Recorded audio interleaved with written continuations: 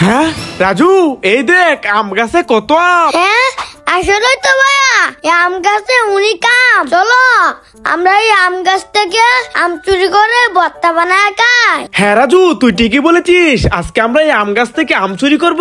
এই যে দেখ আমার হাতে ডিল, আমি এখান থেকে ডিল মারবো আর তুই আম পড়লে নিয়ে আসবি। যা রাজু, দেখ আশেপাশে কেউ আছে? না ভাইয়া, আশেপাশে কেউ না, তুমি আম গাছে ডিল মারো। আচ্ছা রাজু ঠিক আছে, আমি ডিল মারতাছি। ইয়া হ্যাঁ কতগুলো আম পড়েছে, আমি নিয়ে নেই। ভাইয়া এই দেখো কতগুলো আম পড়েছে। হ্যাঁ আসলে তো অনেকগুলো আম পড়েছে, আমরা অনেক মজা করে খাবো।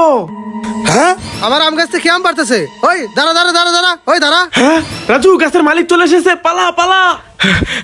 রাজু চল আমরা এখানে বসে পড়ি।